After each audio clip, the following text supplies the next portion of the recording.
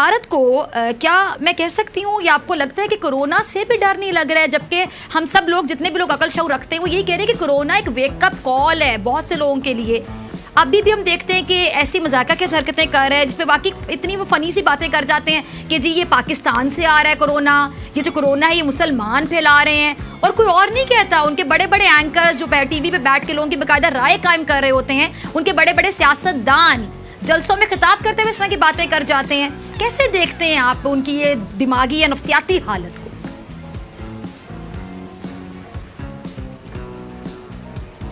Doctor Fiza, thank you very much. देखिए, जो भी एंकर्स कह रहे हैं, पॉलिटिशियंस कह रहे हैं, या हिंदुस्तान की तरफ से जो भी ये पाकिस्तान पर इल्ज़ाम लगा रहा है कि कोरोना, मैं तो उनकी ज़हनी सेहत पे बात शक कर सकता हूँ कि अगर पाकिस्तान का ये फैलाया हुआ है तो क्या पाकिस्तान ने 201 मुल्कों को अपने काबू में ले लिया? अगर इतना ताकतवर मुल्क हो गया पाकिस्तान और उनकी टेक्नोलॉजी या बायोलॉजिकल वारफेयर इतना एडवांस हो गया है कि उन्होंने 201 मुल्कों को लॉकडाउन कर दिया, तो फिर तो हिंदुस्तान को भी हमसे डरना चाहिए। लेकिन ये एक इंतहाई अहमकाना स्टेटमेंट है, गैर जिम्मेदाराना स्टेटमेंट है। इसको कोई अकल के नज़दीक तर नहीं कहा जा सकता कि उन्होंने ये कह दिया।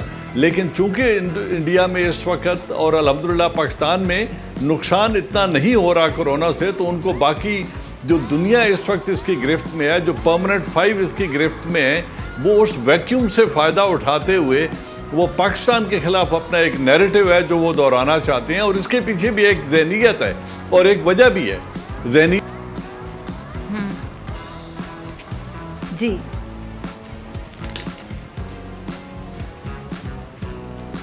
जी ठीक है, शायद जर्नल एजाज अवान साहब को टेक्निकल इशू है। ठीक है, मैं आपकी तरफ दोबारा आऊँगी। जर्नल साहब गरीदा, मैं आपकी तरफ आ रही हूँ। आप कैसे देख रही हैं इस पूरी सिचुएशन को? वाकई जी पूरी दुनिया कोरोना से लड़ रही है। अब हमारे यहाँ भी मेरे ख्याल से इस तरह की बातें तो नहीं होती। पाकिस्तान बहुत अच्छे तरीके से लड़ रहा है, भारत के ऊपर अभी भी जंगी जुनून सवार है, LOC की आए दिन खिलाफ वर्जी होती है। कैसे देखती हैं पूरी सिचुएशन को? क्यों कर रहा है भारत ऐसे? डॉक्टर फिजा, ये आपने बहुत अच्छा पॉइंट रेज किया है, बहुत अच्छा टॉपिक आपने उठाया है, और उस पर पाकिस्तानी कौम की और पूरी दुनिया की तवज्जो जो है वो दिलाने की जरूरत है। आपका प्रोग्राम ना सिर्फ पाकिस्तान में बल्कि दुनिया भर में देखा जाता है, तो अच्छा है कि लोगों को इस प्रोग्राम के जरिए और वैसे भी पूरे पाकिस्तानी कौम को जो है भारत के इस चेहरे को बेनकाब करना चाहिए।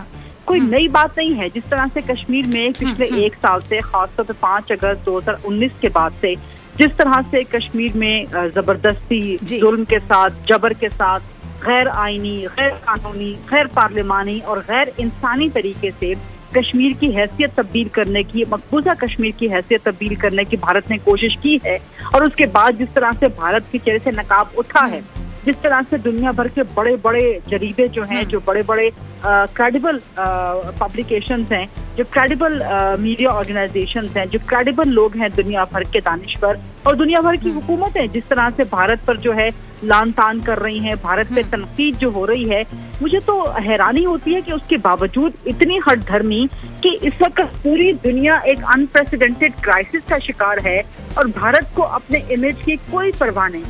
एक जमाना था जब पूरी दुनिया में इनक्रेडिबल इंडिया का जो है वो डंका पीटा जाता था, लेकिन अब उसी को इंटॉलरेंट इंडिया कहा जा रहा है। और ये इंटॉलरेंस की एक और बदतरीन मिसाल है, एक और बदतरीन जो है वो एस्पेक्ट है कि पूरी दुनिया एक तरफ एक मेडिकल वॉर लड़ रही है और आपने पाकिस्तान के साथ जो है सिर्फ इसलिए कि आपके अपने मोदी सरकार को जो इंटरनल प्रेशर आ रहा है, जिस तरह से आपने बात की डॉक्टर फिजा कि पाकिस्तान तो बहुत अच्छे तरीके से जंग लड़ रहा है और शुक्र है कि हमारे यहाँ अभी केसेस का फैलाव उतना ज्यादा नहीं है, बावजूद उसके कि प्राइम मिनिस्टर हमें एक तंबीह कर रहे हैं, हमें अलर्ट कर रहे हैं कि अप्रैल के एंड तक केसेस ज्यादा हो सकते हैं, लेकिन फिर भी खुदा का शुक्र है कि पाकिस्तान में उतने केसेस नहीं है जितने हमारे पड़ोसी मुल्क भारत में जिस तरह से मिसाल है।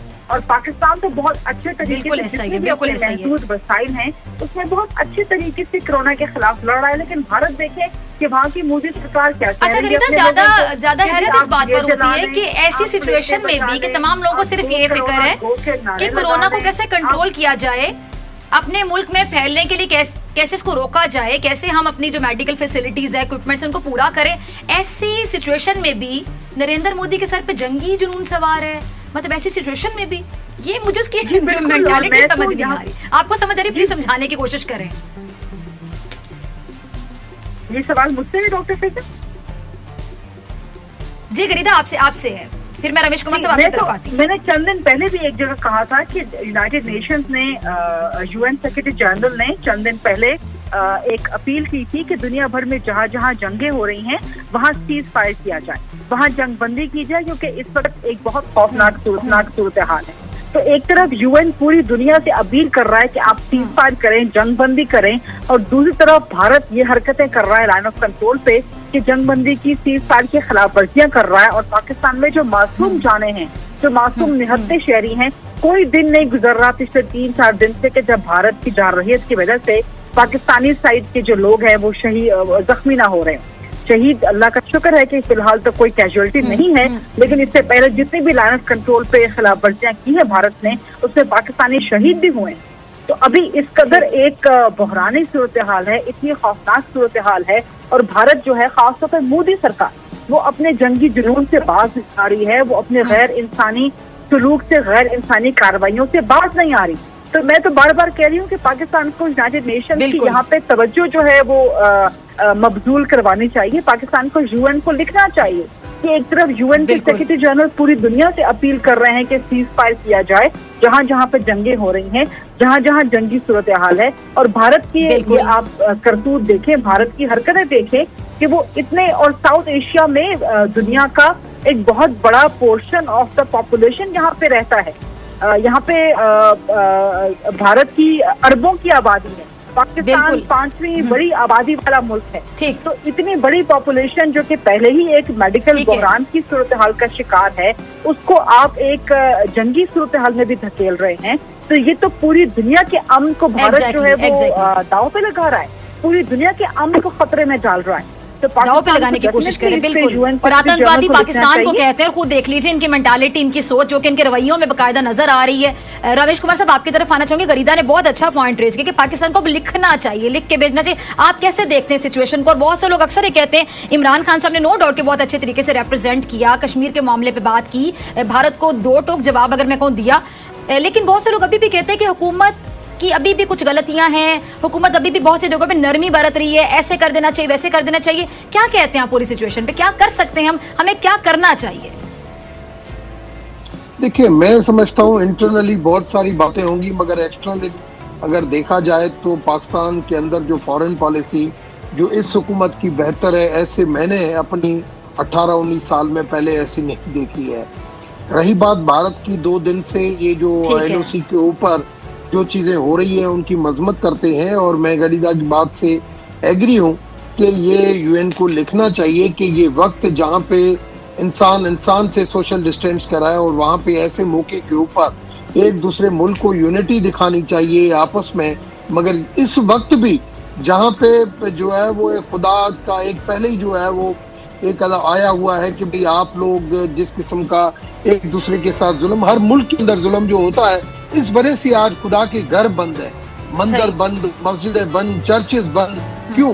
तो हमें इस चीज के ऊपर सोचना पड़ेगा। कल एक मैंने इंटरव्यू देखा, मैं समझता हूँ कि सलीम साफी का, एक बच्चे का जिसको प्रोफेसर का नाम दिया गया, इतना खूबसूरत इंटरव्यू था।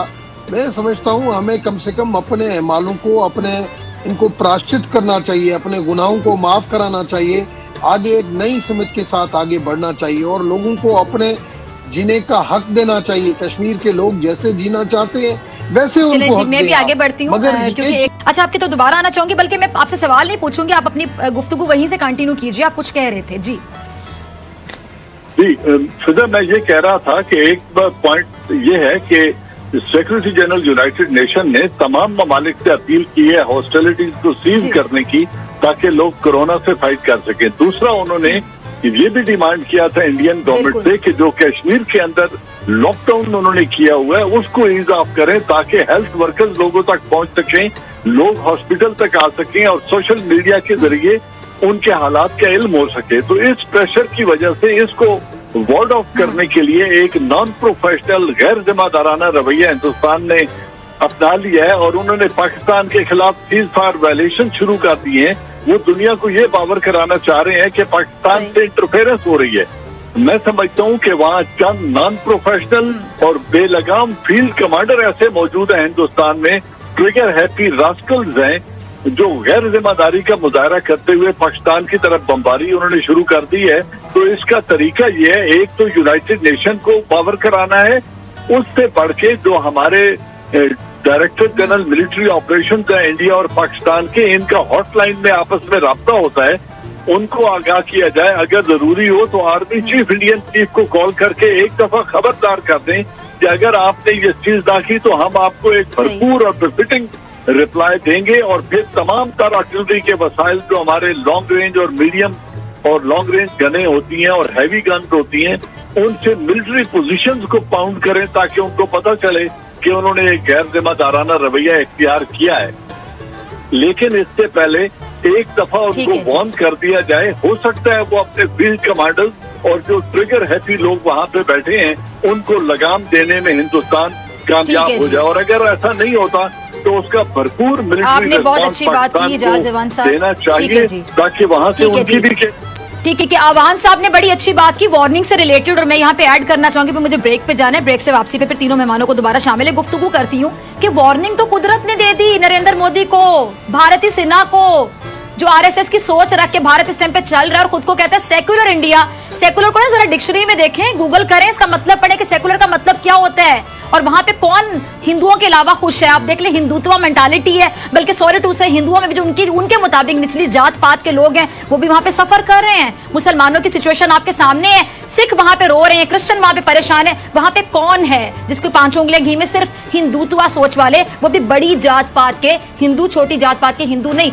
कुदरत ने इतनी बड़ी वार्निंग दे दी कि कश्मीर में आपने इतने दिन से लॉकडाउन किया हुआ है और अब देखें आप लोग खुद लॉकडाउन में बैठे हुए हैं। देखें कि लॉकडाउन होता क्या है। अभी तो वो लॉकडाउन है जिसमें आप एसी की ठंडी हवाएं ले सकते हैं, जहां ठंड है वहां पे हीटर में बैठ सकते हैं, टीवी देख सकते हैं, इंटरनेट की फैसिलिटी है, खाना पीना कर सकते हैं। उनके लॉकडाउन में और इस लॉकडाउन में बहुत फर्क है। अभी भी अगर नहीं संभलेगा नरेंद्र मोदी और भारत तो मेरे ख्याल